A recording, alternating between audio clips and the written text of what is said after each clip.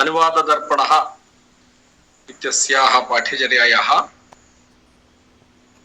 तृतीयः एवं च अन्तिमः कालांशः अत्र आरभ्यते। अस्माकं शिक्षकः डॉक्टर राकेशदास महोदयः अत्र उपस्थितः अस्ति। अहं महोदयाय हार्दं स्वागतं व्याहरामि। एवं च अत्र उपस्थितेभ्यः सर्वेभ्यः हार्दं स्वागतं व्याहरामि। प्रार्थनया वयम् आरम्भं कुर्मः। ध्यायामो धवलावगुण्ठनवतीं तेजोमयीं नैष्ठिकीं स्निग्धावाङ्गविलोकिनीं भगवतीं मन्दस्मितश्रीमुखीं वात्सल्यामृतवर्षिणीं सुमधुरं संकीर्तनालापिनीं श्यामाङ्गीं मधुसिक्तसुक्तिमृतानन्दात्मिकामीश्वरीम् अहं राकेशदास महोदयं निवेदयामि। कृपया सत्रमिदमग्रे सारयतु। सा मे वाग्देवता सन्निवसतु वदने सर्वदा सत्सन्ना इन्द्रादिविषद्वृन्द वन्दिते करुणामयी तारे ताराधिनाथस्य त्राहि मानुषम्।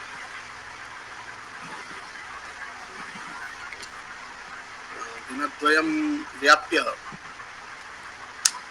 केचन विषयाः अस्माभिः अत्र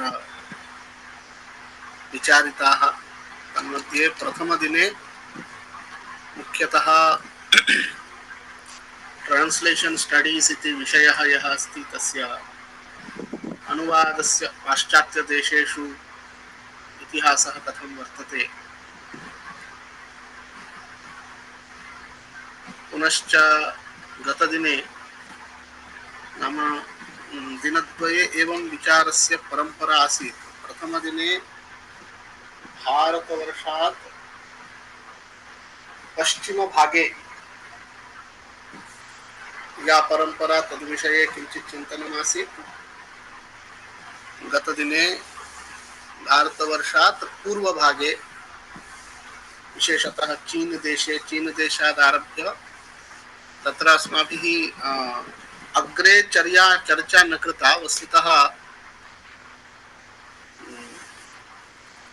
लोकक्षेम मोक्षदेवादिभिः ये बौद्धग्रन्थाः संस्कृतभाषातः मंदारिन भाषायां नाम चीनी भाषायां अनुदिताः, अग्रे ते एव ग्रन्थाः चीनी भाषातः क्रमेण जापानीज, कोरियन इत्यादि भाषासु अनुदिताः आसन्। सा परंपरा अस्माभिः न विचारिता। तत्र कालाभावः अपि एकं कारणं, विषयविस्तारः अपि अपरं कारणम्। अन्ते च संस्कृतभाषातः भाषान्तरं प्रति अनुवादे काः समस्याः स्युः। काश्चन समस्याः सामान्यसमस्याः, नाम यस्याः कस्याश्चिदपि भाषायाः अनुवादे ताः समस्याः अनुभूयेरन्। काश्चन समस्याः संस्कृत भाषायाः एव समस्याः।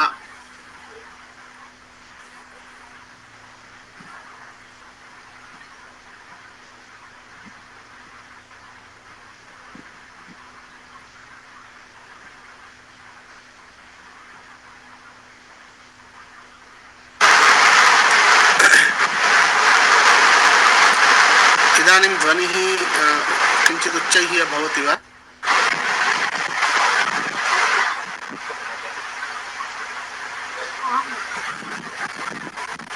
एवम् एवम्।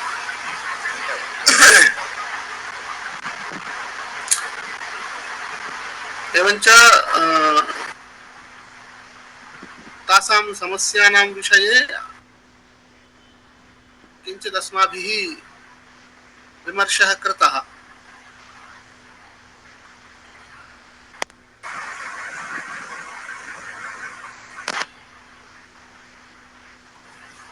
अद्य किञ्चित् अन्यत्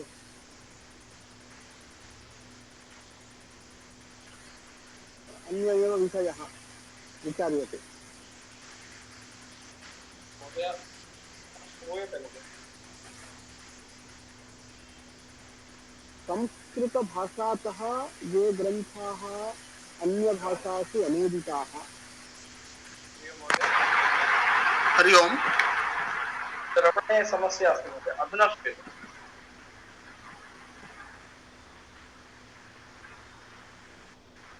हरि ओम्, श्रूयते खलु? बहु स्वरैः इत्युक्ते स्वरेण श्रूयते। एकनिमिषम्।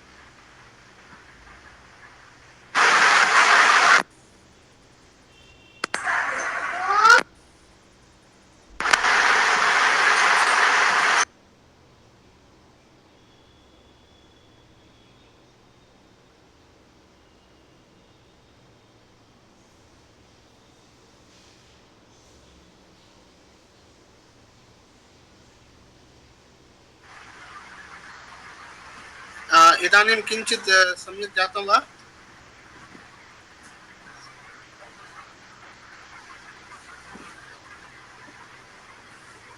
हरि ओम्। हरि ओम्।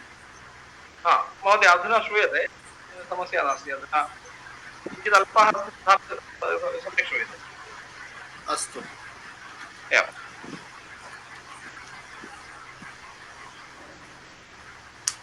केचन संस्कृतग्रन्थाः एव तादृशाः सन्ति, अत्यन्तं प्रसिद्धग्रन्थाः, किन्तु वस्तुतः प्राचीनग्रन्थाः। वयं तु मूलतः संस्कृतेनैव तान् ग्रन्थान् पठामः, किन्तु ते संस्कृतग्रन्थाः अपि वस्तुतः अनुवादग्रन्थाः सन्ति, अनूदिताः ग्रन्थाः सन्ति। तादृशानि कानिचन तत्र किम् उदाहरामः। तत्र प्राथम्येन एते त्रयः ग्रन्थाः अस्माकं दृष्टौ पतन्ति। बुधस्वामी विरचित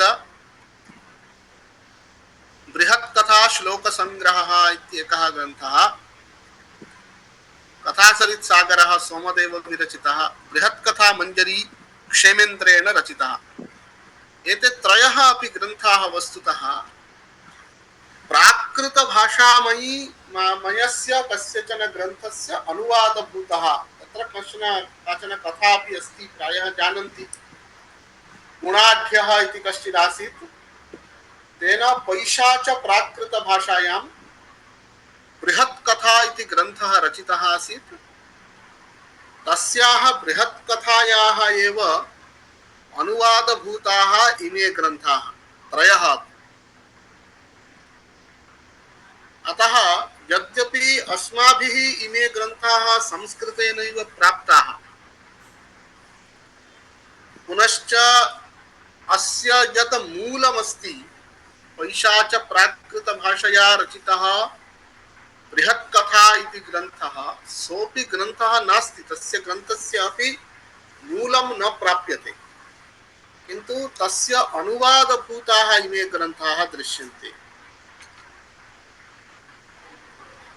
अनन्तरं गतदिनेपि एतेषां ग्रन्थानाम् उल्लेखः कृतः आसीत्। वस्तुतः बुद्धः, गौतमबुद्धः इति यः उच्यते, गौतमबुद्धस्य शरीरत्यागात् परं बौद्धमतस्य कोऽपि ग्रन्थः न आसीत्, बुद्धदेवस्य काले ग्रन्थः न रचितः।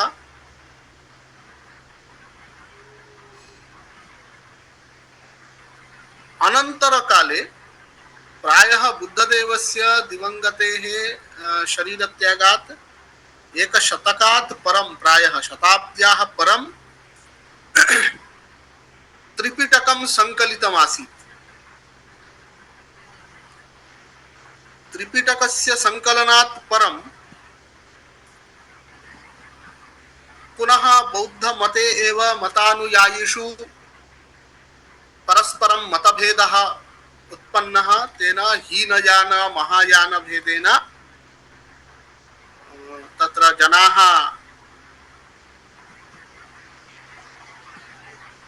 पृथक् भूताः, पृथक् जाताः।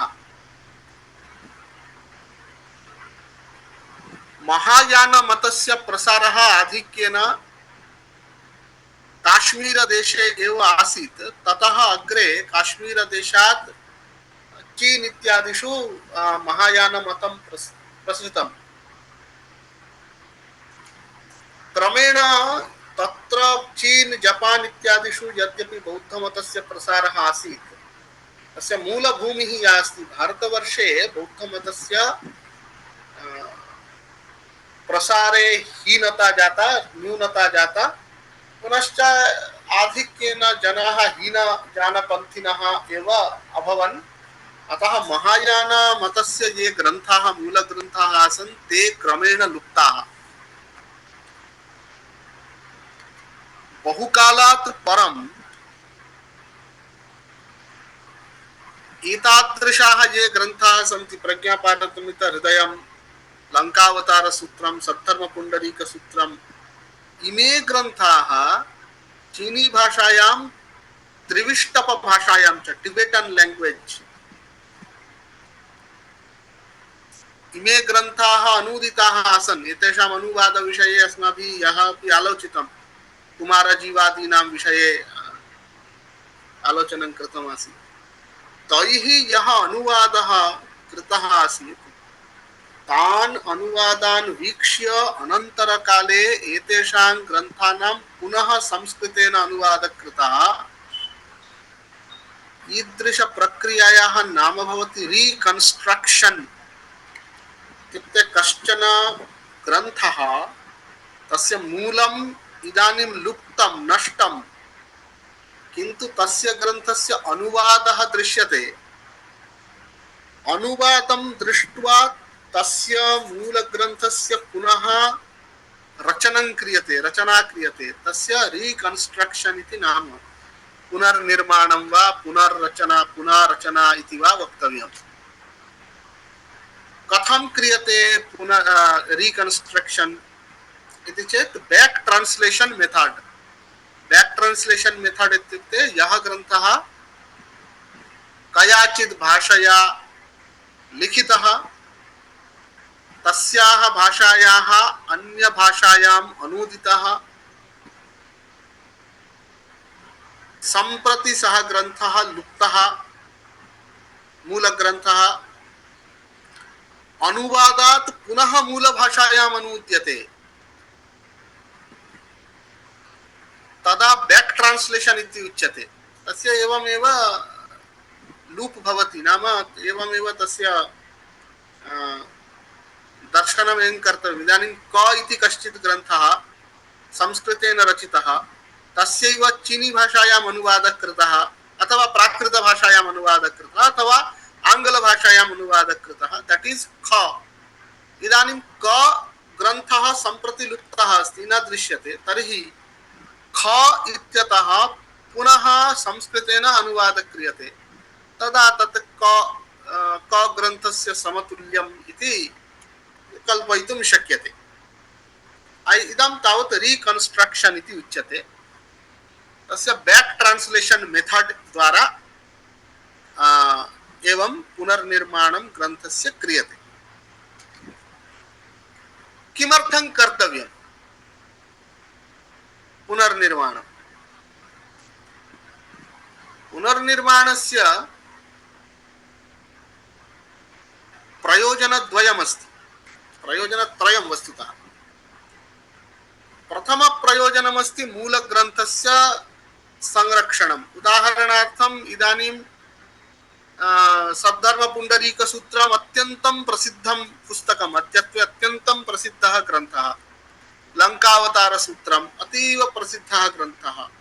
बौद्धमतस्य सम्यक् ज्ञानार्थम् अयं ग्रन्थः अध्येतव्यः, किन्तु अयं ग्रन्थः कदाचित् लुप्तः आसीत्, तस्य पुनर्निर्माणं जातम्। पुनर्निर्माणमपि कथं भवति इत्युक्ते कदाचित् नाम सद्धर्मपुण्डरीकसूत्रम् इति चिन्तयन्तु, अस्य ग्रन्थस्य काश्चन मातृकाः लब्धाः इति चिन्तयन्तु, किन्तु एकापि मातृका पूर्णा नास्ति। सर्वाः अपि मातृकाः असम्पूर्णाः। कुत्रचित् एकः अध्यायः नास्ति, कुत्रचित् अध्यायद्वयं नास्ति, कुत्रचित् एकं पुटं नास्ति, कुत्रचित् पञ्चपुटानि न सन्ति। एवं रूपेण दशमातृकाः लब्धाः। इदानीम् एतासु दशसु मातृकासु ये ये अंशाः लुप्ताः सन्ति तत्र किञ्चित् सामान्यमस्ति, नाम कामन् अस्ति। इत्युक्ते इदानीं चिन्तयन्तु, एकः ग्रन्थः, तस्य 10 अध्यायाः, 10सु अध्यायेषु तत्र 10 मातृकाः लब्धाः। कुत्रचित् 5 अध्यायाः सन्ति, कुत्रचित् 9 अध्यायाः सन्ति, कुत्रचित् 4 अध्यायाः सन्ति, कुत्रचित् 7 अध्यायाः सन्ति। एवं रूपेण 10 मातृकाः लब्धाः। तत्र 8मः यः अध्यायः अस्ति, सः अध्यायः कस्यामपि मातृकायां न दृश्यते।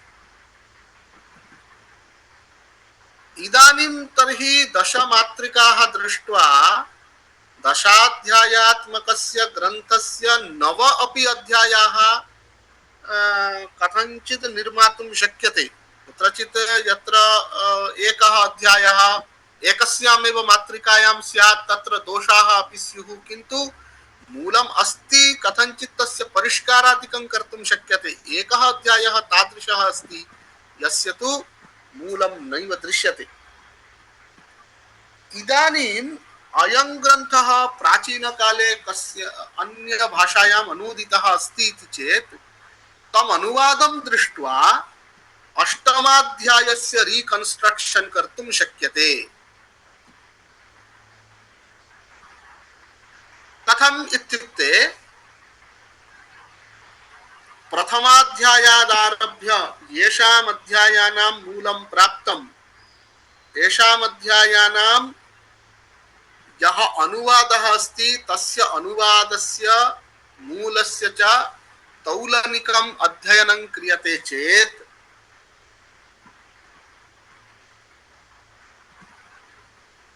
अनुवादे कस्य शब्दस्य कृते कः शब्दः अंगीकृतः, वाक्यरचना शैली कीदृशी अनुसृता वर्तते, ध्वनि विषयक फोनोलॉजी विषयक, नाम कस्य ध्वनेः स्थाने कीदृशः ध्वनिः अंगीकृतः अस्ति, तत्सर्वं दृष्ट्वा अष्टमाध्यायस्य अनुवादम् आदाय तस्य अनुवादस्य तादृशरूपेण बैक ट्रांसलेशन द्वारा अष्टमाध्यायस्य पूरणं शक्यम्। अतः कुत्रचित् पूर्णः ग्रन्थः लुप्तः चेदपि तस्य पुनर्निर्माणं शक्यं। कुत्रचित् ग्रन्थस्य बहुधा भागः लभ्यते, कश्चित् एकदेशः न दृश्यते, एकदेशः लुप्तः, भागविशेषः लुप्तश्चेत् तस्यापि पुनर्निर्माणं कृत्वा सम्पूर्णग्रन्थस्य संरक्षणं पुनरुद्धारः शक्यः भवति इति प्रथमप्रयोजनम्। द्वितीयं प्रयोजनमस्ति अनुवादस्य विश्वसनीयता परीक्षणम्। इदं कथम्? इदानीं संस्कृतभाषया कश्चित् ग्रन्थः अस्ति, तस्य ग्रन्थस्य कश्चन जनः आङ्ग्लभाषया अनुवादं कृतवान्।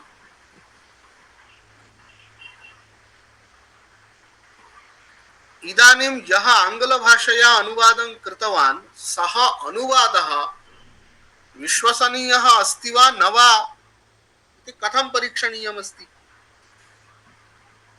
तदर्थं किं क्रियते, अयं यः आङ्ग्लानुवादः वर्तते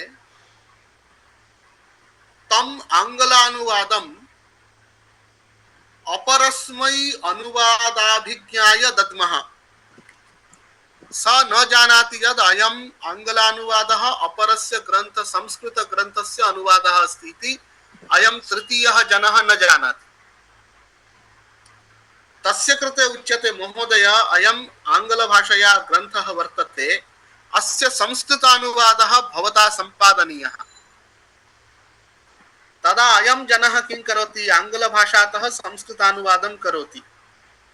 इदानीं द्रष्टव्यं भवति यत् मूलं यस्मात् मूलात् आङ्ग्ले अनुवादः कृतः तेन मूलेन सह आङ्ग्लात् संस्कृतानुवादः यः कृतः अस्ति तस्य कियत् साम्यमस्ति। यदि बहुधा वैषम्यं दृश्यते तर्हि अयम् अनुवादः विश्वसनीयो न भवति, because there are so many distortions. कुत्र एतादृश प्रयोगः अपेक्षते इत्युक्ते लीगल डॉक्यूमेंट्स, क्लिनिकल डॉक्यूमेंट्स, इदानीं कोर्ट मध्ये यत् प्रोसीडिंग्स अस्ति तस्य प्रोसीडिंग्स इत्यस्य कोर्ट प्रोसीडिंग्स तस्य भाषान्तरेण अनुवादः कृतः। अयम् अनुवादः यथार्थः अनुवादः अस्ति वा न वा इति, यदि यथार्थः अनुवादः नास्ति तर्हि महत् अनर्थं भविष्यति, महान् अनर्थो भविष्यति।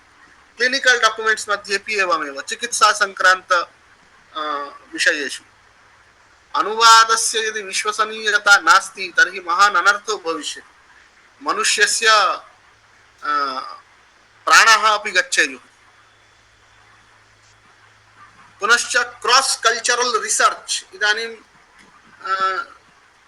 देशद्वयस्य संस्कृत्योः मध्ये सभ्यतयोः मध्ये किंचित् सादृश्यं दृश्यते। सादृश्यं कियत् पर्यन्तम् अस्ति इति परीक्षितुम् इदानीम् उभयदेशयोः ग्रन्थानाम् अनुवादः क्रियते, प्राचीन परंपरा ग्रन्थानाम् अनुवादः क्रियते। अनुवादः यदि यथार्थः नास्ति तर्हि सादृश्यं वस्तुतः कियदस्ति अथवा वैसादृश्यं कियदस्ति इति तत् स्पष्टतया ज्ञातुं न शक्यते। and cultural validation also, इदानीं कश्चन ग्रन्थः संस्कृतेन अस्ति, पूजा तत् किम् उच्यते, पूजा विधि ग्रन्थः, उपासना विधि ग्रन्थः। इदानीं कस्याश्चित् देवतायाः पूजा कथं करणीया इति विषये कश्चन ग्रन्थः वर्तते, सः ग्रन्थः भाषान्तरेण अनूदितः। अनुवादः यदि यथार्थः नास्ति तर्हि पूजा विधिरेव परिवर्तते खलु। तत्र वैलिडेशन कथं स्यात्, अयम् अनुवादः यथार्थः अस्ति वा न वा, तत्र बैक ट्रांसलेशन द्वारा, पुनर्निर्माण द्वारा, रिकन्स्ट्रक्शन द्वारा तस्य वैलिडेशन कर्तुं शक्यते। प्रामाणिकतां विश्वसनीयतां परीक्षितुं शक्नुमः। पुनश्च तृतीयं प्रयोजनं भवति अनुवाद शिक्षणम्।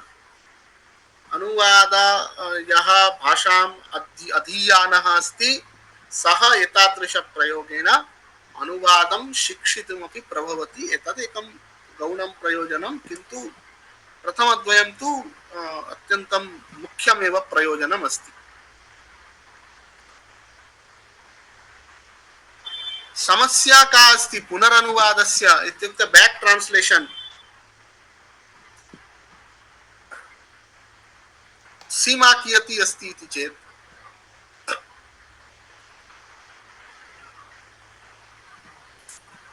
समानार्थक शब्दानां प्रयोगः निश्चेतुं न शक्यते। इदानीं कुत्रचित् अनुवादे सन् इति अस्ति, SUN सन्, मूले सूर्यः आसीत् वा, दिवाकरः आसीत् वा, सविता आसीत् वा, ब्रध्नः इति आसीत् वा, खगः इति आसीत् वा, ज्ञातुं न शक्यते।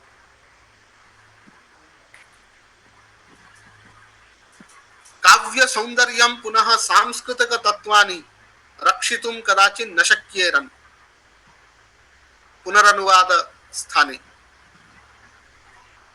कुत्रचित् काव्यगताः सूक्ष्मांशाः त्यक्ताः भवन्ति, न ज्ञायते तत्, यतः मूलं लुप्तं चेत् अवश्यं ज्ञातुं न शक्यते। अतः पुनर्निर्माण संदर्भे अयमपि एकः एताः सीमाः अपि मनसि ध्यातव्याः।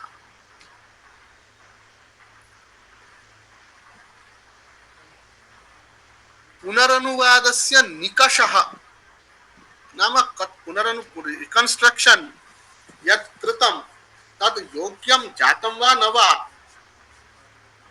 तत् परीक्षणीयमस्ति चेत् तत्र काः नाम निकषभूताः अंशाः के भवेयुः।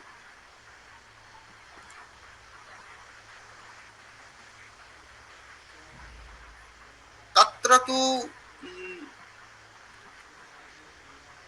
मुख्यं भवति मैनुस्क्रिप्ट।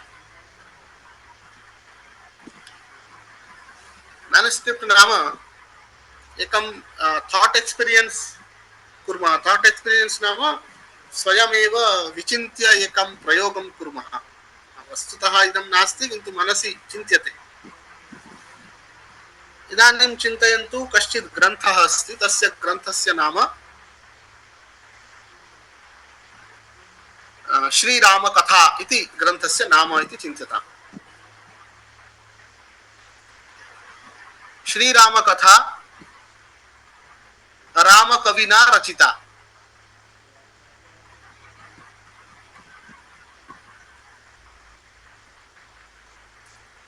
तस्य श्रीरामकथा इति काव्यस्य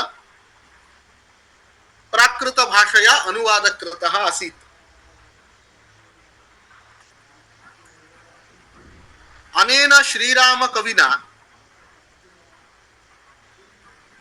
द्वितीयः ग्रन्थः रचितः श्रीकृष्णकथा इति।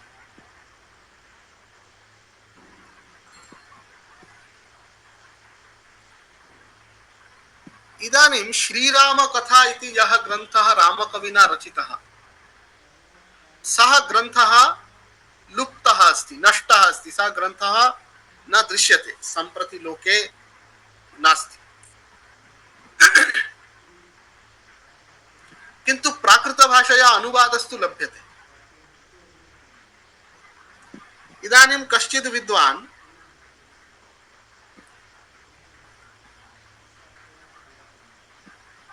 श्रीरामकथा इति ग्रन्थस्य या प्राकृतानुवादः वर्तते तस्मात् प्राकृतानुवादात् पुनः संस्कृतेन निर्माणं करोति, रिकन्स्ट्रक्शन् करोति। एतत् कियत् नाम मूलम् इदानीं यत् पुनर्निर्मितं मूलं तत् कियता प्रमाणेन मूलानुगमस्ति तस्य परीक्षणाय इदानीं किं कृतं कश्चन अन्यः सः श्रीकृष्णकथायाः प्राचीनमातृकां प्राप्नोति चेत् श्रीकृष्णकथायां कथं प्रयोगः अनेन कविना कृतः तद्दृष्ट्वा तस्य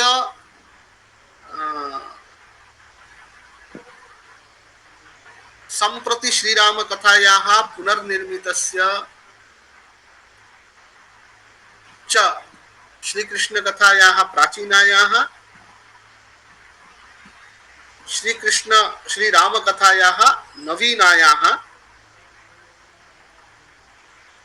तुलनां करोति चेत् तदा ज्ञातुं शक्यते यत् अत्र के दोषाः स्युः अथवा के काः समस्याः स्युः। एवञ्च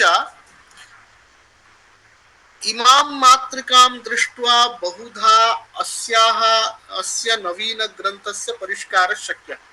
स्वयं यः प्राकृतभाषातः संस्कृतेन अनुवादं करोति स एव यदि मूल तद् तेन कविना रचितम् अन्यं ग्रन्थं पश्यति तर्हि कदाचित् अस्य कवेः कीदृशी रचनाशैली अस्ति, शब्दचयनशैली अस्ति, वाक्यनिर्माणशैली अस्ति, तत् सर्वमपि अत्र सः अनुकर्तुं शक्नुयात्।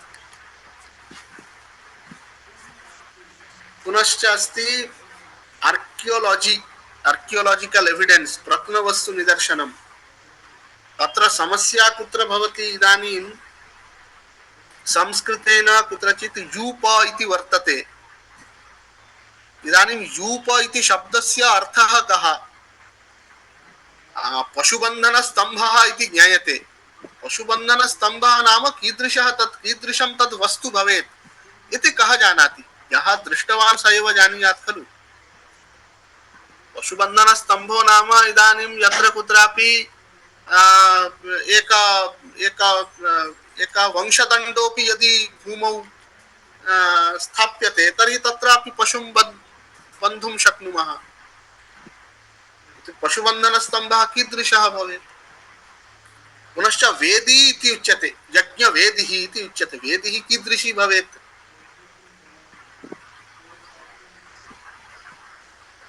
स्तूपः इत्युच्यते। स्तूपः बौद्धानां स्तूपः इति उच्यते। कीदृशं भवेत्? तर्हि यदि कुत्रचित् आर्कियोलॉजिकल तस्य एविडेन्स लभ्यते, एवं कुत्रचित् अत्यन्तं प्राचीन यज्ञशाला आर्कियोलॉजी द्वारा प्रत्नखननेन उद्धृता,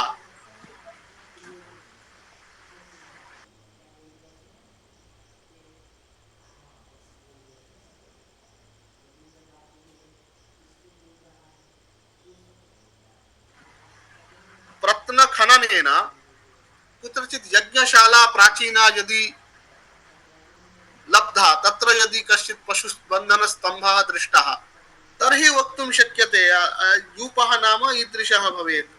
यथा इदानीं सारनाथ इत्यादि स्थानेषु बौद्धस्तूपाः दृष्टाः, साची, सारनाथ, तर्हि स्तूपः नाम ईदृशः भवेत् इति ज्ञातुं शक्यते। कस्यचन जनस्य नाम उच्यते, सः जनः नाम इदानीम् उदाहरणार्थम् उच्यते, चिन्तयन्तु अस्माभिः यः एव मोक्षदेवः इति नाम श्रुतं, लोकक्षेमः इति नाम श्रुतं, किन्तु वस्तुतः लोकक्षेमः मोक्षदेवः इति यन् नाम अस्ति तस्य नाम वस्तुतः ह्युवेन् सांग इति अस्ति, कुत्रचित् जिन्जियाङ्ग् इति किमपि अस्ति, किन्तु अस्माभिः एवं ज्ञायते। तर्हि तत् कथं ज्ञातव्यं? प्रत्न निदर्शनं लब्धं चेत्, कुत्रचित् शिलालेखः अथवा एवं रूपेण अन्यत् किमपि लभ्यते चेत् तस्य तद्वारा एतन्नाम इदमेव आसीत् इति निश्चेतुं शक्यते। एवमेव जनपदानां नामानि। पुनश्च सिम्बालिक् रेफरेन्स् विषये अपि तस्य उदाहरणम् इदमस्ति। दण्डशास्त्री प्रजाः सर्वाः इत्यस्ति, तस्य अनुवादः क्रियते रॉड गवर्न्स् ऑल सब्जेक्ट्स् इति। इदानीं दण्डः नाम रॉड इति कृतमस्ति। वस्तुतः दण्डः नाम कः इति चेत् पनिश्मेंट इत्येव अस्ति, किन्तु पनिश्मेंट द्वारा जनानां प्रजाः सुस्थिराः भवन्ति वा? तर्हि इत्युक्ते इदानीम् अग्रे कश्चित् रॉड इत्यस्य स्थाने पनिश्मेंट गवर्न्स् ऑल सब्जेक्ट्स् इति क्रियते चेत् वार्ता एव भिन्ना भवति। वस्तुतः अत्र दण्डः शास्त्री प्रजाः सर्वाः इत्यस्य किं तात्पर्यमस्ति? दण्डशब्देन पनिश्मेंट उच्यते, किन्तु वस्तुतः यः राजदण्डः वर्तते, धर्मदण्डः वर्तते, तदेकं सिम्बॉल अस्ति यत् सर्वैः धर्मः पालनीयः, धर्मः यदि न पाल्यते तर्हि दण्डः भविष्यति।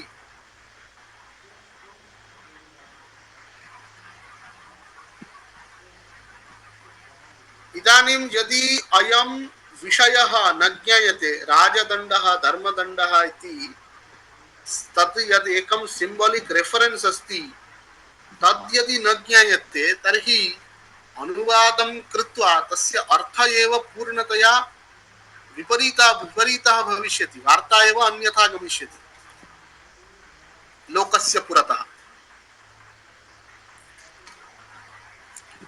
इदानीं वयम् अत्र अन्तिमं चरणं वयं पश्यामः। अद्यत्वे तु ट्रान्स्लेशन् इत्युक्ते जनाः सामान्येन गूगल ट्रांसलेट इत्यादि अस्ति अथवा चैट जीपीटी इत्यादि अस्ति तद्वारा कारयन्ति। तत्र किञ्चित् मया एव किञ्चित् तस्य प्रयासः कृतः कथम् अनुवादस्य स्थितिः भवति इति एकवारं पश्यामः। रामायणस्य प्रथमश्लोकः मया तु अत्र यानि उदाहरणानि स्वीकृतानि तानि सर्वाणि उदाहरणानि प्रसिद्धानि स्वीकृतानि। नाम अत्यन्तम् अप्रसिद्धः श्लोकः न दत्तः। अत्यन्तम् अप्रसिद्धः श्लोकः दीयते चेत् बहुधा समस्या भविष्यति। रामायणस्य प्रथमश्लोकः किमर्थं दत्तः इत्युक्ते रामायणस्य बहवः अनुवादाः जाताः। ते च अनुवादाः ओवर् द इंटरनेट अंतर्जाले अत्यन्तं सुलभाः सन्ति। अतः मशीन् यदस्ति यन्त्रं यदस्ति तस्य कृतेपि अयम् अनुवादः सुकरः भविष्यति। तद् यन्त्रमपि इंटरनेट मध्ये डेटाबेस अन्विष्य एतस्य अनुवादं प्रस्तोतुं शक्नोति। इदानीं गूगल अस्ति, गूगल कथम् अस्य अनुवादं कृतवान् इति पश्यन्तु। तपस्वाध्यायनिरतं तपस्वी वाग्विदाम्बरं नारदं परिपप्रच्छ वाल्मीकिर्मुनिपुङ्गवम्। कथमस्ति? तपस्वी वाल्मीकिः तपस्वाध्यायनिरतं वाग्विदाम्बरं मुनिपुङ्गवं नारदं परिपप्रच्छ इति वाक्यम्। अनुवादः गूगल ट्रांसलेट द्वारा अनुवादः कृतः अस्ति। कथं कृतवान्? He was an ascetic engaged in austerities and study. Austerities and study. Tapah swadhyayah. He was an ascetic. Saha kaschana tapasvi asit. Sa tapasvi कीदृशः आसीत्? Engaged in austerities and study. इत्युक्ते तपस्वाध्याय निरतः। And the best of eloquent man, Vakvidamvaram. Valmiki inquired of Narada, the foremost of ascetics. Munipungavam Naradam, Valmiki inquired. Atra pashyantu anarthah kutra asti. Tapasvi iti Valmikehe visheshanam. अन्यत् सर्वं नारदस्य विशेषणम्। अनुवादे तु किं जातम्? मुनिपुङ्गवम् इति नारदम् इत्यस्य विशेषणं कृत्वा तपस्वाध्याय निरतम् इत्यपि वाल्मीकेः विशेषणं कृतवन्तः। तपस्वाध्याय निरतं वाग्विदाम्बरम् एतत् सर्वं वाल्मीकेः विशेषणं कृतवन्तः। इदानीं मया बैक ट्रांसलेशन कृतं। गूगल ट्रांसलेशन मध्ये यदा यः अनुवादः प्राप्तः तस्य अनुवादस्य चैट जीपीटी द्वारा बैक ट्रांसलेशन कृतं चेत् कथम् आगच्छति? तपस्वी च स्वाध्याय निरतः श्रेष्ठो वाग्विदाम्बरः वाल्मीकिः नारदं प्रष्टुं तपसि स्थितम् आगमत्। पश्यन्तु, मूलं पश्यन्तु। तपस्वाध्याय निरतं तपस्वी वाग्विदाम्बरं नारदं परिपप्रच्छ वाल्मीकिर्मुनिपुङ्गवम् इति मूलमासीत्। चिन्तयन्तु, रामायणं लुप्तं स्यात्, केनचित् आङ्ग्लभाषया अनुवादः यदि एवं रूपेण कृतः स्यात्, तस्य विश्वसनीयता परीक्षणमेव इदानीं क्रियते। किन्तु यदि मूलस्य पुनर्निर्माणं कृतं स्यात् कथं स्यात्? इदानीम् इदमपि न ज्ञेयते यदा आगमत् इति क्रियापदं वा कुतः अत्र प्राप्तम् इत्यपि न ज्ञेयते। अस्तु, अन्यत् पश्यामः। समानः श्लोकः क्लॉड इति एका, यथा चैट जीपीटी इति एकमस्ति तद्वदेव क्लॉड इति अपरमेकम् एआई प्लेटफॉर्म अस्ति। तत्र कथं दत्तं? Valmiki, the foremost among sages, asked Narada, who was devoted to austerities and self-study, a tapasvi and the best among those skilled in speech, कुत्र समस्या कृता इत्युक्ते मुनिपुंगवम इति विशेषणं वाल्मीकिना सह योजितम्. Valmiki the foremost among sages. पुनश्च तपस्वी इति विशेषणं नारदेन सह योजितम्.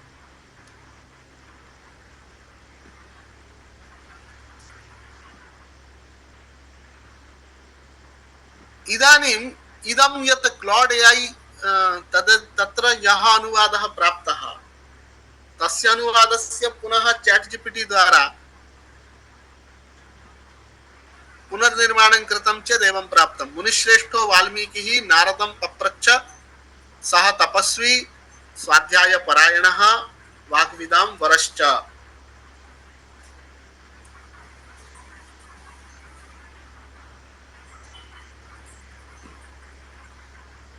So this is the problem we are facing during back translation. इदं तु यन्त्रेण कृतमस्ति. तन्नाम यन्त्रेण कृतमस्ति. तत्र नैर्भर्यं कुतः उच्यते इत्युक्ते रामायणस्य प्रायः 10 अनुवादाः यदि स्युः अथवा अस्य अयं तु प्रथमः श्लोकः, अस्य बहुत्र बहुभिः अनुवादः स्थापितः अस्ति. एतद् यद् एआई प्लेटफॉर्म अस्ति तत् क्षणे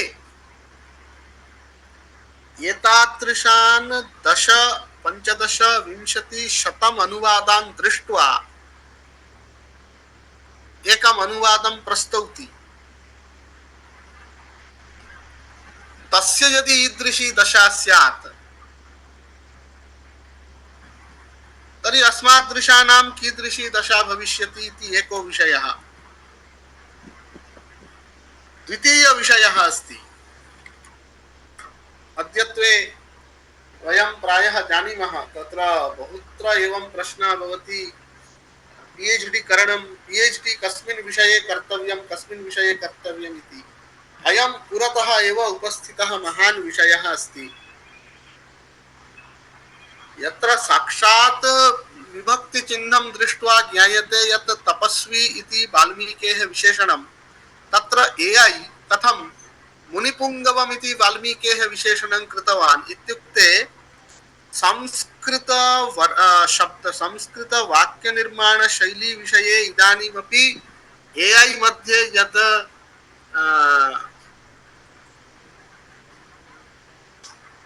एल्गोरिथम उपयुज्यते तत्र समस्या वर्तते. अतः अस्मिन् विषये एव अस्माभिः महत् कार्यं कर्तुं शक्यते. कथं संस्कृत वाक्यानां अन्वयः, बहु अर्थबोधोऽपि न, अन्वयः यन्त्रस्य कृते बोधनीयः इत्यस्मिन् विषये अध्ययनं शक्यम्. अन्यत् किमपि नास्ति चेदपि इदानीं रामायणस्य 24,000 श्लोकाः सन्ति. तेषां 24,000 श्लोकानां 1000 श्लोकानां एक एआई यदस्ति तद्वारा अनुवादं कृत्वा तस्य अनुवादस्य एकं स्टडी क्रियते चेत् कियत्ता प्रमाणेन सः अनुवादः योग्यः अस्ति तदेव एकं पीएचडी भवितुम् अर्हति. तत्र महान् उपकारः सर्व संस्कृत लोकस्य भविष्यति. अस्तु, अग्रे सरामः. पुनः अस्य अत्र किं कृतं मया, अयं श्लोकः क्लॉड एआई कृते दत्तः.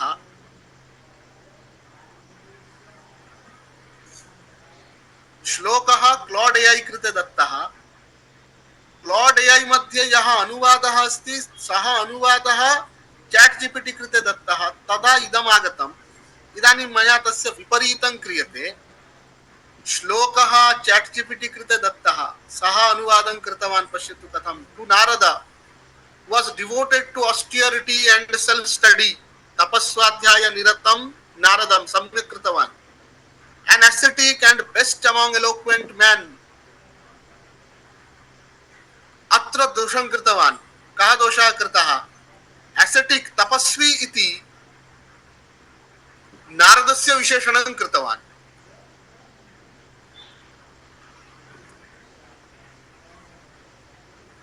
Valmiki the foremost among sages वाग्विदाम वरम अथवा मुनिपुंगव इति मुनिपुंगवम इति वाल्मीकेः विशेषणं कृतवान्. अत्र दोषः कृतः.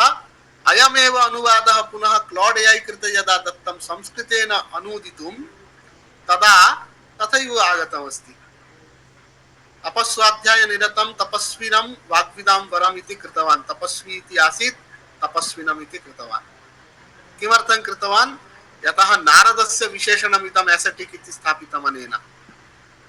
अन्यथा यन्त्रं कथम् इदानीं किं भवति, मेशिन् लर्निङ्ग् इति भवति खलु, मेशिन् स्वयमेव शिक्षमाणं भवति. इदानीं क्लॉड एआई एतावता पुनः पुनः एतादृश प्रयोगं कृत्वा किञ्चित् शिक्षितवान्. अतः साक्षात् इमं श्लोकमेव आनीतवान्. एकत्र दोषः कृतः, तपस्विनम् इति कृतम्. इदानीं पश्यन्तु, रिकन्स्ट्रक्शन् सम्यक् जातम् अस्ति. तपस्विनं मुनिपुंगवः एतत् द्वयं विहाय अन्यत् सर्वं मूलानुगम् एव अस्ति. मूले यथा आसीत् तथैव जातम् अस्ति.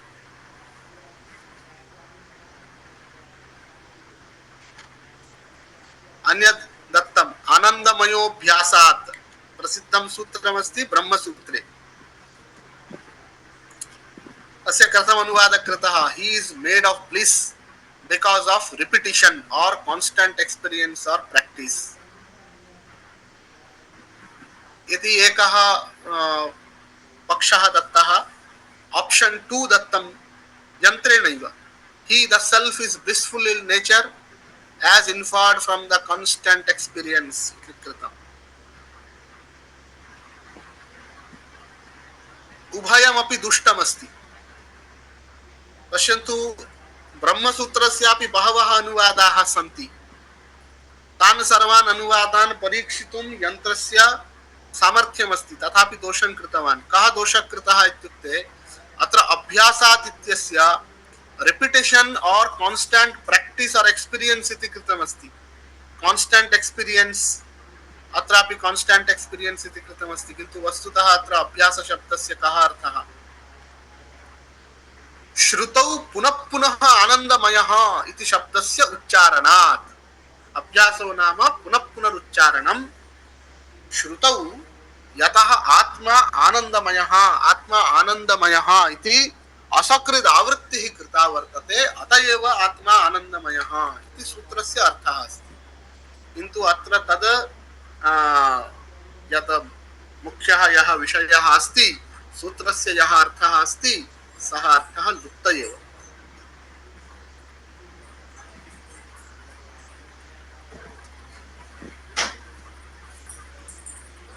किं भवति इति पश्यन्तु.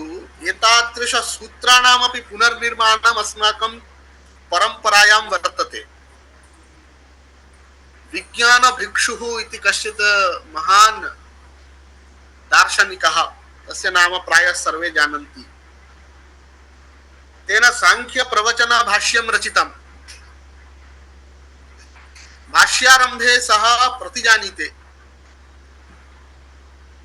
कालार्क भक्षितं सांख्य शास्त्रम्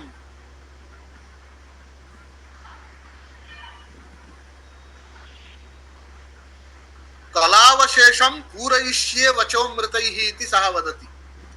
सांख्य सूत्राणि लुप्तानि आसन्. इतस्ततः कानिचन सूत्राणि तत्तत् ग्रन्थेषु एतेन उद्धृति रूपेण दृष्टानि. तत्दृष्ट्वा सः कलावशेषं, यत् सूत्राणां कलामात्रम् अवशिष्टमासीत्, तत् सूत्रं, तानि सूत्राणि एषः स्वयम् उद्धरति. अतः रिकन्स्ट्रक्शन् इति विज्ञानभिक्षुणा तावता बहु प्राचीनकाले कृतमासीत्. इदानीं सूत्रनिर्माणसन्दर्भे यदि कथञ्चित् ब्रह्मसूत्रं लुप्तं स्यात्, वयम् अद्यत्वे with the help of AI तस्य पुनर्निर्माणाय प्रयत्नं करिष्यामः तर्हि एतादृश्यः समस्याः भविष्यन्ति।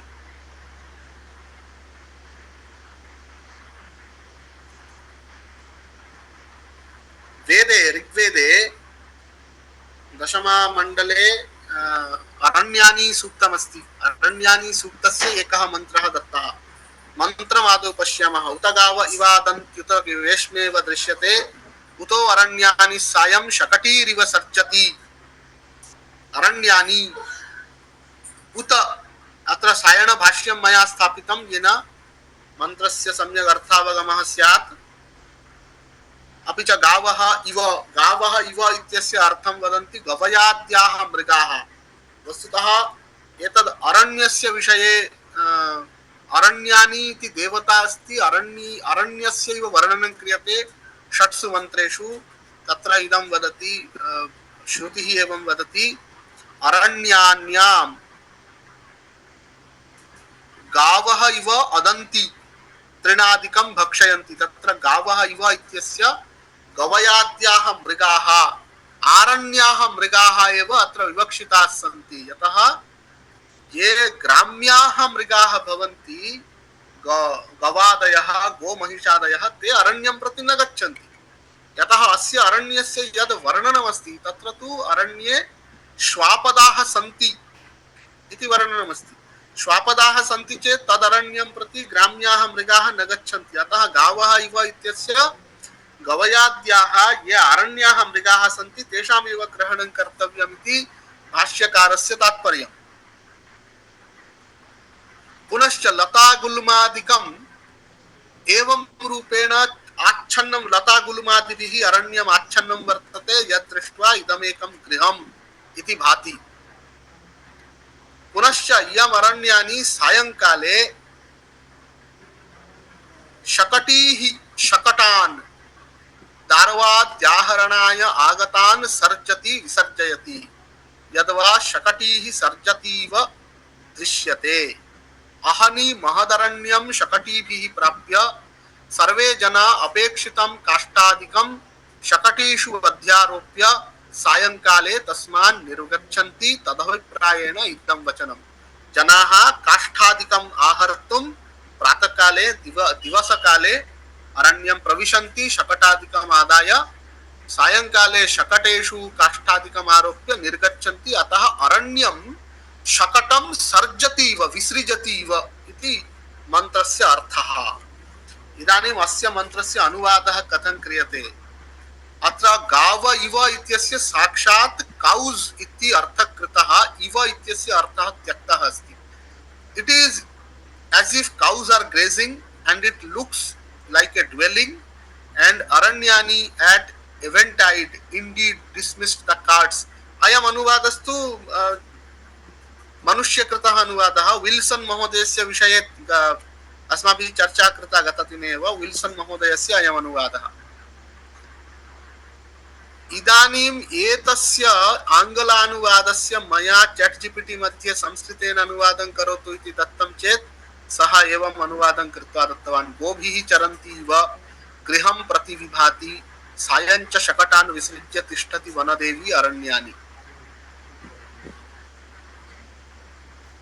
इदानीं विल्सन महोदयस्य अनुवादं दृष्ट्वा ऋग्वेदस्य यदि पुनर्निर्माणं क्रियते तर्हि एवं भविष्यति। पुनः अयमेव मन्त्रः साक्षात् क्लॉड AI कृते दत्तं चेत् now it appeals like cattle lowing, now it seems like a house being seen, and in the evening the forest spirit sends forth sounds like carts or wagons.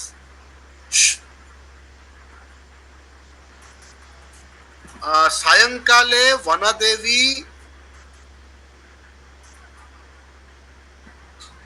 ज्ञानस्य शब्दं सृजति इव इति अर्थं कृतवान्।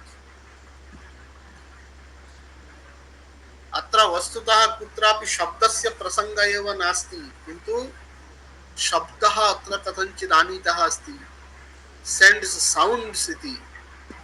पुनः इदमेव ChatGPT कृते दत्तं चेत् तस्य एवम् अनुवादः कृतः। क्वचित् गवां रवः श्रूयते। गवां रवः इति मूले कुत्रापि नास्ति। रथनादानिव शब्दान् विसृजति इति अर्थं कृतवान्। अतः यन्त्रानुवादः यः क्रियमाणः अस्ति, अद्यत्वे मेशिन् ट्रान्स्लेशन् इति विषये बहूनां बहुधा नैर्वर्यम् अस्ति। इमे प्रयोगाः मया एतद् भाषणार्थमेव विगत सप्ताहे एकसप्ताहाभ्यन्तरे इमे अनुवादाः इमे प्रयोगाः मया कृताः, तस्य एतादृशं फलमस्ति। अतः अनुवादस्य महत्त्वम् इतः जानन्तु। इदानीं किमस्ति, कश्चित् जनः फ्रांस मध्ये वा इटाली मध्ये वा इंग्लैंड मध्ये वा उपविश्य चैट जीपीटी द्वारा कस्यचित् श्लोकस्य एवं अनुवादं कृत्वा भारतस्य संस्कृतिं परीक्षते अथवा प्रचारयति। तर्हि तस्य कीदृशः परिणामः भविष्यति। पुनश्च अस्माभिः किमर्थम् अनुवादे मनः देयमस्ति।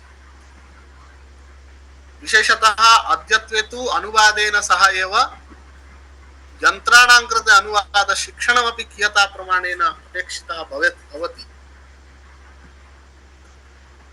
तत् इतः किञ्चित् अस्माभिः आकलनीयमस्ति। दिनत्रयं यावत् श्रुतवन्तः मां, तदर्थं सर्वेभ्यः कृतज्ञतां ज्ञापयामि। यदि भवतां कश्चित् उपकारो वा मनोरञ्जनं वा मम वचनेन स्यात् तर्हि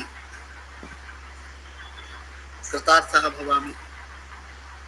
यदि मम त्रुटयः सन्ति तदा सूचयन्तु। प्रश्नादिकमपि अस्ति चेत् इदानीं पृच्छन्तु।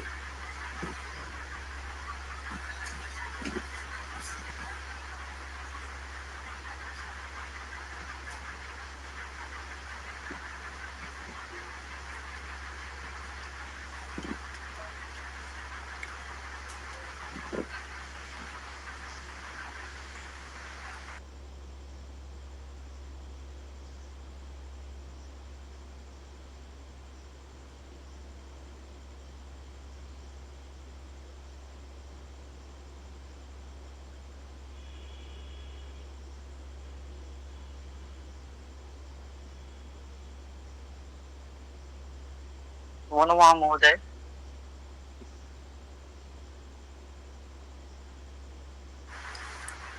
आं श्रूयते, वदतु। एतत् यत् बैक् ट्रान्स्लेशन् मेथड् अस्ति तत् नाम अस्माकं शास्त्रादिषु एव नाम अस्य प्रारम्भः जातः, अथवा एतत् नाम वेस्टर्न् ट्रान्स्लेशन् मेथड्स् मध्ये अपि अस्ति। न, वेस्टर्न् ट्रान्स्लेशन् मेथड्स् मध्ये अस्ति वा न वा इति न जाने, किन्तु बैक् ट्रान्स्लेशन् मेथड् अत्र यथा मया उक्तं खलु, इदानीं महायान बौद्धग्रन्थाः, लङ्कावतारसूत्रं, सद्धर्मपुण्डरीकसूत्रम्, एतत् सर्वं बैक् ट्रान्स्लेशन् द्वारा एव पुनर्निर्मितमस्ति।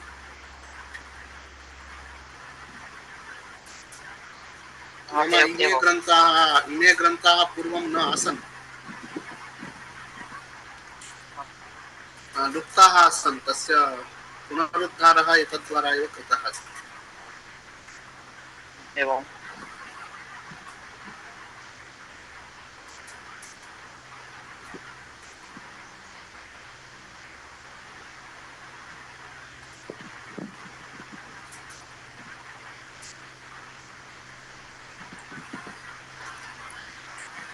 महोदय, मम कश्चन सन्देहः अस्ति। एवमेवं भवद्भिरुक्तम् एवम् अनुवादसमये अस्माभिः कोशां वा क्या टेक्निकल् वर्ड्स् इति यानि सन्ति, साङ्केतिकपदानि इति वयं वदामः, तेषां पदानां चयनसमये नो चेत् तेषां पदानाम् अनुवादसमये अस्माभिः तत्र अवधानं देयं। तर्हि तादृशाः कोशाः, आधुनिकविषयकाः कोशाः सन्ति वा? ते कोशाः कुत्र उपलभ्यन्ते, नो चेत् अङ्गीकृताः कोशाः के इति ज्ञातुम् इच्छामः। इदानीं कश्चित् व्याकरणग्रन्थः अनुद्यते चेत् तत्र यथा व्याकरण उदाहरणकोशः इति वर्तते, एवं रूपेण न्याय न्यायशब्दकोशः इत्यादि वर्तते। तत्र न्यायकोशः अहं मन्ये बलिरामशुक्लमहोदयेन वा केनचित् रचितः। एवं रूपेण केषाञ्चन शास्त्राणां तु तादृश पारिभाषिकपदानां कोशः वर्तते, शाङ्कर अद्वैत वेदान्तकोशः। एवं केचन वर्तन्ते, किन्तु तत् बहु वस्तुतः अल्पमेव अस्ति। इदानीं प्रतिशास्त्रमपि तादृशकोशनिर्माणं क्रियते चेत् तत्रापि प्रायः 50 जनानां PhD भविष्यति इति अहं चिन्तयामि। जनानां PhD विषयः न लभ्यते इति वदन्ति, किन्तु एतादृश बहु कार्यमस्ति। अतः अहं मम कश्चन अनुभवः एवमासीत्, बहुभिः पृष्टं प्लास्टिक् इत्यस्य संस्कृतपदं किमिति। किमिति कस्य? प्लास्टिक् प्लास्टिक् ओ प्लास्टिक् इत्यस्य। प्लास्टिक् आमाम्।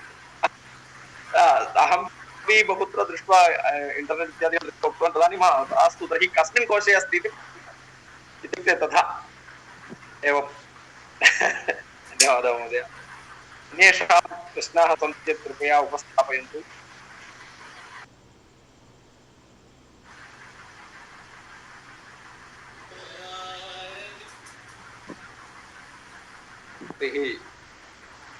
प्रश्नाः न सन्ति इति भासते। एवं तर्हि दिनत्रयं यावत् अनुवादः इति वस्तुतः अस्माकं संस्कृत आलोक कार्यक्रमे पाठ्यचर्यायां कश्चन बहु नूतनः विषयः एव। एतावत्पर्यन्तं वयं शास्त्राणां विषये बहु श्रुतवन्तः, चिन्तितवन्तः, परन्तु अनुवादविषये एकं सत्रं भवेत् इति अस्माकम् इच्छा आसीत्। महोदयः अत्र अस्मान् बोधितवान् दिनत्रयं यावत्, तदपि सरलया भाषया अनुवादविषये एवं च अनुवादकरणसमये अस्माभिः के अंशाः अवधेयाः इत्यस्मिन् विषये महोदयेन बहु सरलया भाषया सम्यक् उक्तमस्ति। तर्हि एतस्य अधुना यथा महोदयेन आरम्भसत्रे आरम्भकालांशे उक्तमासीत्, अधुना एतस्य अनुवादकार्यस्य महद् योगदानमस्ति, विशिष्य संस्कृतक्षेत्रे। अतः एतस्मात् बहूनां विषयाणां प्राप्तिः अभवत् इति अहं वेदयितुम् इच्छामि। एवं च उपस्थितेभ्यः सर्वेभ्यः एतद् उपकाराय भवति इति अहं निस्संशयं वक्तुं शक्नोमि। एवं दिनत्रयं यावत् अस्मान् बोधितवान् डॉक्टर राकेश दास महोदयाय अस्माकं विभागपक्षतः, Amrita school of spiritual and cultural studies विभागपक्षतः एवं च अमृत विश्वविद्यापीठपक्षतश्च अहं कार्तज्ञं निवेदयामि। एवं च तत्र उपस्थितेभ्यः सर्वेभ्यः कार्तज्ञं निवेदयामि। अग्रिममासेपि एतादृशं सत्रं भविष्यति, वयं सर्वे तत्र मिलामः। धन्यवादः महोदय, भूरिशः धन्यवादाः। एवं वयं शान्तिमन्त्रेण समापयामः। लोकाः समस्ताः सुखिनो भवन्तु, लोकाः समस्ताः सुखिनो भवन्तु, लोकाः समस्ताः सुखिनो भवन्तु। ओम शांति शांति शांति। ओम श्री गुरुभ्यो नमः। हरि ओम। धन्यवादः महोदय, सर्वेभ्यः धन्यवादः। शुभरात्रि।